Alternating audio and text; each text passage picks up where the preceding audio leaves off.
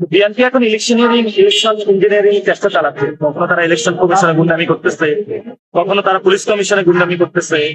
সব জায়গায় তাদের গুন্ডা মাস্তান যারা রয়েছে চাঁদাবাজির সাথে তারা হলো কাজ। আমরা মনে করি যে বিএনপির যারা সাধারণ সাপোর্টার রয়েছে, ভোট ব্যাংক রয়েছে, যারা খালেদা জিয়া এবং শহীদ জিয়া যারা আদর্শ সৈনিক রয়েছে, তারা এগুলা থেকে মুক্ত। তারা এই অভ্যুত্থানের পরে তারা বাংলাদেশে পরিবর্তন করতে চায়। বিএনপি যদি এগুলা বন্ধ না করে তাদের লিডারশিপ, তাহলে তারা কিন্তু ধানের ব্যাচ করে ভোট কেন্দ্রে যাবে, কিন্তু আগে খুবই শাপলাগুলিতে ভোট দিয়ে চলে আসবে। তার আমরা এটা আগেও বলেছি।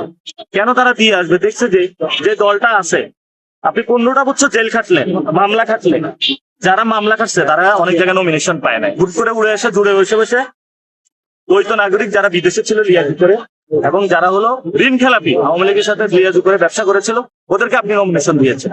আপনি অনেক ভালো ভালো মানুষ থেকে সংসদে পাঠানোর থেকে আপনি তাদেরকে বঞ্চিত করেছেন। যে মানুষগুলা মামলা খেয়েছে, আমাদের সাথে তো অনেকের কথা হয়, মানুষগুলা খুবই নিপীড়িত অবস্থায় রয়েছে, ফ্যামিলিতে টাকা নাই, বাচ্চাদের চালাইতে পারে না, কোনো একটা ব্যবসা নাই, ওই যারা খাওয়ার লুটপাটকারী তারাই খাচ্ছে।